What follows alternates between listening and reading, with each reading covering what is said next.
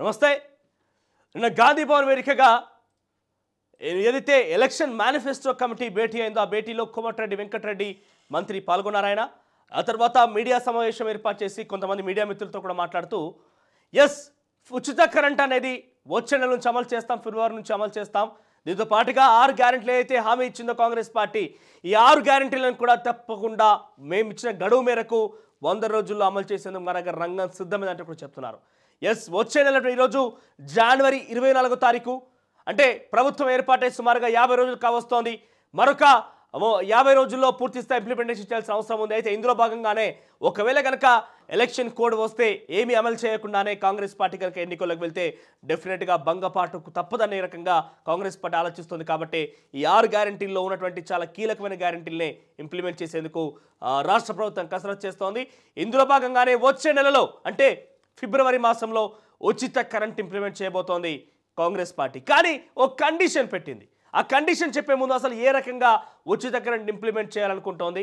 ఇప్పటికే కర్ణాటక రాష్ట్రంలో కూడా ఇదే తరహాలో 6 గ్యారెంటీలు అమలు చేసింది, ఉచిత కరెంట్ ఇంప్లిమెంటేషన్లో ఉంది. మరి అక్కడ ఏ తరహాలో పెడుతున్నారో ఒకసారి మీకు చెప్పే ప్రయత్నం చేస్తా. ముందుగా ఉచిత కరెంట్ కర్ణాటక గవర్నమెంట్లో ఎట్లా అమలవుతోంది అనే విషయం కనుక మనం గమనిస్తే, ఉదాహరణకి అక్కడ ఒక సంవత్సరం కాలం పాటుగా యావరేజ్గా తీసుకున్నారు. ఇక్కడ చూస్తే ఒక వ్యక్తి ఎక్స్ అనే ఒక పర్సన్ 2022 నుంచి 23 వరకు, ఏప్రిల్ 2022 నుంచి మార్చి 2023 వరకు కనుక 150 యూనిట్ల కరెంటు కనుక వాడి ఉంటే యావరేజ్గా 150 యూనిట్ల కరెంటు కనుక వాడి ఉంటే యావరేజ్ ఎట్లా క్యాలిక్యులేట్ చేస్తారంటే, ఓవరాల్గా ఆయన నెలకు సుమారుగా ఒక 150 యూనిట్లు కనుక కరెంటు వాడి ఉంటే కనుక ఇంటూ 12/12 అంటే ఓవరాల్గా నెలకు 150 యూనిట్లు ఈ రకంగా క్యాలిక్యులేట్ చేస్తారు. ఒకవేళ ఒక నెల కనుక 150, ఒక నెల, ఆ తర్వాత ఇంకొక నెల 180, ఆ తర్వాత ఇంకో నెల, ఇట్లా /12 యావరేజ్ తీయడం జరుగుతుంది. సో ఈ యావరేజ్ తీసిన తర్వాత ఈ యావరేజ్లో 12 నెలలుగా ఉన్నటువంటి ఈ యావరేజ్ ఇట్లా 12 నెలలు క్యాలిక్యులేట్ చేసి /12 ఈ యావరేజ్ నుంచి ఓవరాల్గా ఒక సంఖ్య తీసి అది 150-200 యూనిట్ల కనుక లోపు ఉంటే అమలు చేస్తారట. ఎట్లా, ఒకవేళ యావరేజ్ కనుక 180 యూనిట్లు ఉన్నదనుకోండి, ప్లస్ 10%, ఇక్కడ చూస్తే ప్లస్ 10% అంటే 18 యూనిట్లు, అంటే ఓవరాల్గా 198 యూనిట్లు. చుట్టులో తప్పిన వీళ్ళకి అవకాశం ఏంటంటే 200 యూనిట్ల లోపున వరకు కూడా అమలు చేస్తామన్నారు. కాబట్టి వీళ్ళకి అందులో అర్హత ఉంటుంది. సో ఒకవేళ ఇదే వ్యక్తి కనుక 185 యూనిట్లు కనుక వాడి ఉంటే ప్లస్ 18.5 అంటే 18.5% మనం ప్లస్ తీసుకుంటే కనుక ఓవరాల్గా 190, అంటే ఇక్కడ ఆల్మోస్ట్ చూస్తే కనుక మనకి దాటిపోయి ఉంటుంది. సో ఏం దాటిపోయింది, 180 ప్లస్ ఇది ఓవరాల్ క్యాలిక్యులేట్ చేస్తే కనుక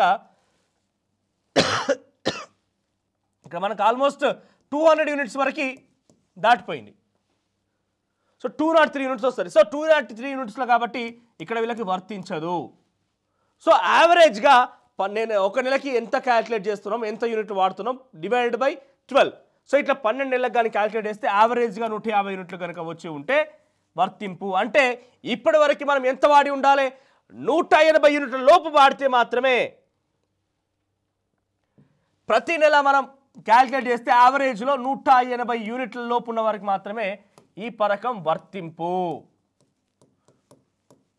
సో ఈ పథకం వర్తింపు ఎందుకు, 200 యూనిట్ల లోపు వాడే వారికి మాత్రమే ఈ పథకం వర్తిస్తుంది. కాబట్టి 180 యూనిట్లు వాడి ప్లస్ 10% అంటే 198 యూనిట్లు వాడడం జరుగుతుంది. కాబట్టి 180 యూనిట్ల లోపు వాడిన వారికి మాత్రమే ఈ పథకం వర్తిస్తుంది. మరి ఎవరెవరికి ఈ పథకం వర్తిస్తుంది అంటే, తెల్ల రేషన్ కార్డు ఉన్న వారికి, ఆ తర్వాత 200 యూనిట్ల కరెంట్ లోపు వాడుతున్న వారికి ఈ రకంగా క్యాల్కులేషన్ చేసిన తర్వాత ఆ క్యాల్కులేషన్స్ వర్కౌట్ అవుతాయి. ఆ తర్వాత ఇక్కడ చూస్తే రెసిడెంట్ ఆఫ్ కర్ణాటక స్టేట్ అంటే అక్కడ వాళ్ళ స్టేట్లో ఎట్లా ఉపయోగపడుతుంది, అక్కడ స్థానికుడు అయితే మాత్రమే. మరోవైపు తెలంగాణలో స్థానికులై ఉండాలి.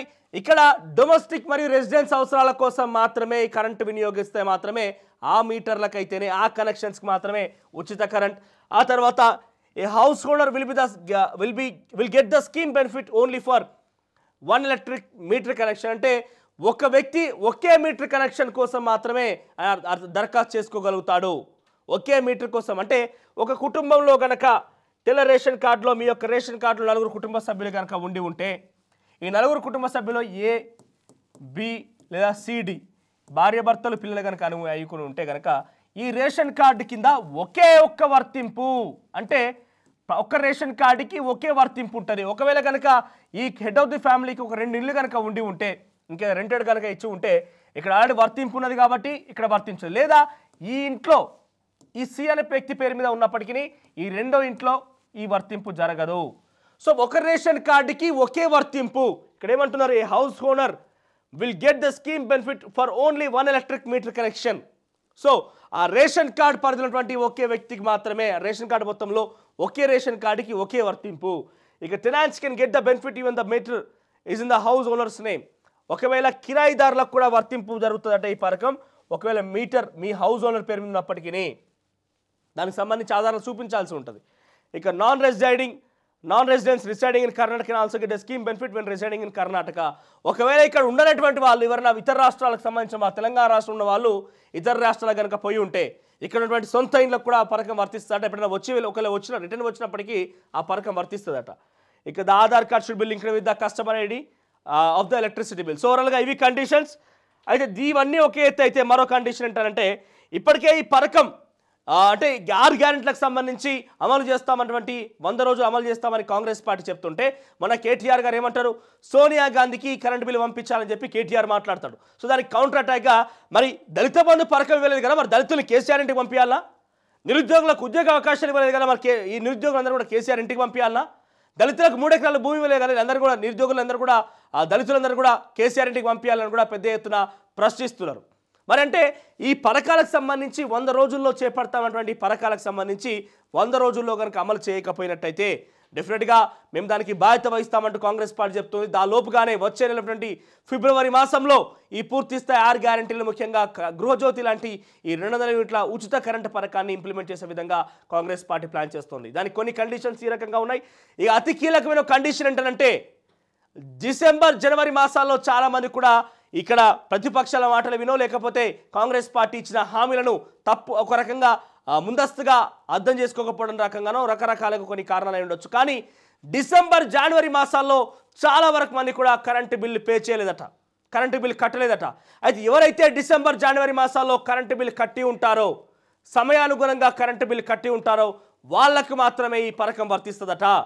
ఎవరైతే మాకు ఎట్లా కూడా మాఫీ జరుగుతుంది కదా, డిసెంబర్ జనవరి మంత్ కూడా మాకు మాఫీ జరుగుతుంది కదా, ఈ కరెంటు బిల్లు నుంచి మేము ఫ్రీ అవుతాం కదా అనుకుంటే ఆ దిశగా ఎక్కడ జరగదట. కేవలం ఆ నెలలు మాత్రం కట్టాల్సిన తప్పకుండా అవసరం అయితే ఉంటుందంటూ కూడా ప్రభుత్వ పెద్దలు చెప్తున్నారు. సో డెఫినెట్గా జనవరి డిసెంబర్ మాసాల యొక్క కరెంటు బిల్లు కడితే కానీ ఈ ఫిబ్రవరి మాసంలో కనుక ఒకవేళ కాంగ్రెస్ పార్టీ కనుక ఈ పథకం ప్రవేశపెడితే ఆ వర్తింపు మీకు వర్తిస్తుంది. లేదంటే ఈ పథకం నుంచి మీరు అనర్హులుగా మిగిలిపోయే అవకాశం ఉన్నది. సో ఇక ప్రతిపక్షంగా కేటీఆర్ కరెంటు బిల్లు పంపించాలనేటువంటి సోనియా గాంధీ కరెంటు బిల్లు పంపిద్దామనే మాటకు సంబంధించి పెద్ద ఎత్తున కాంగ్రెస్ పార్టీ నాయకులు కౌంటర్ ఇస్తున్నారు. ఇక ఏ పథకాల విషయాన్ని చూస్తే ఏ రకంగా ఉన్నది, బీసీ బంద్ ఇవ్వకుండా బీసీలను కేసీఆర్ ఇంటికి పంపించాలా, నిరుద్యోగులను కేసీఆర్ ఇంటికి పంపించాలా, దళితులకు 3 ఎకరాలు ఇస్తానని చెప్పి మోసం చేసినటువంటి ఆ దళితులని కేసీఆర్ ఇంటికి పంపించాలా, ఉస్మాన్ యూనివర్సిటీ విద్యార్థులని నీరుగార్చి వాళ్ళను నిత్యం నిర్బంధం గురి చేసినటువంటి వ్యక్తులని వాళ్ళకి ఇచ్చిన హామీ నెరవేర్చకుండా పోయినటువంటి ఆ కేసీఆర్ని ఆ ఉస్మాన్ విద్యార్థులను కేసీఆర్ ఇంటికి పంపించాలా, ఇట్లా రకరకాలుగా కేసీఆర్ ఆ బీఆర్ఎస్ పార్టీని కేటీఆర్ మాట్లాడకు సంబంధించిన బీఆర్ఎస్ పార్టీని పెద్ద ఎత్తున వాళ్ళు కౌంటర్ అటాక్ ఇస్తూ పెద్ద ఎత్తున ధ్వజమెత్తున పరిస్థితి. మరి చూద్దాం ఏ మేరకు ఉచిత కరెంట్ అనేది నిజంగా అమల్లోకి వస్తుంది, మరి అన్ని కండిషన్స్ నడుమ ప్రజలు నిజంగా ఎంత మేరకు వర్తింపు చేయగలుగుతారు. ఒకవేళ ఇదే కండిషన్ కనుక ముందుకు కొనసాగితే 90 లక్షల రేషన్ కార్డులు ఇప్పటికే తెలంగాణ రాష్ట్రం అమల్లో ఉన్న నేపథ్యంలో మరి 90 లక్షల ఈ తెల్ల రేషన్ కార్డులందరికీ కూడా వర్తింపు జరుగుతుందా లేదా ఇంకేదైనా కండిషన్స్ పెడుతుందా? ఒకవేళ నిజానికి 90 లక్షల అప్లికేషన్లో కూడా 90 లక్షల రేషన్ కార్డులో కూడా చాలా మంది కూడా కొంతమంది 200 యూనిట్లకు పైబడిన వాళ్ళు కావచ్చు, లేకపోతే కమర్షియల్ యాక్టివిటీస్ చేసే వాళ్ళు వినియోగం కూడా అత్యధిక సంఖ్యలో ఉండే ఉంటుంది. సో ఈ నేపథ్యంలో ఎంత మేరకు వర్తింపు జరుగుతుంది, ఒకవేళ రాష్ట్ర ప్రభుత్వానికి కనుక ఇదే తరహాలో కనుక కొనసాగితే ఎంత భారం పడుతుంది, ఇవన్నీ కూడా బేరీజ్ వేసుకునే అవకాశం ఉన్నది. సో ఇప్పటికే కూలంకషంగా అధికారులు సుమారుగా 10,000 కోట్లు అవసరం పడుతుందంటూ కూడా గృహజ్యోతి పథకం విషయంలో ఆర్థిక శాఖ అధికారులు చెప్పిన పరిస్థితి. మరి ఎంత మేరకు ఇది ప్రభుత్వానికి ఒక పాజిటివ్గా మారే అవకాశం ఉంది, ప్రజలు ఎంత మేరకు దీన్ని పాజిటివ్గా స్వీకరిస్తారు, ఎంత మేరకు కాంగ్రెస్ పార్టీకి ఇది సానుకూలంగా మారుతుంది, వచ్చే పార్లమెంట్ ఎన్నికల్లోపు ఏ మేరకు అమలు చేస్తుంది, మరి కేటీఆర్ ప్రతిపక్ష నాయకుల మాటల్ని ఏ రకంగా తిప్పికొడుతుందో మాత్రం చూడాల్సి ఉంది.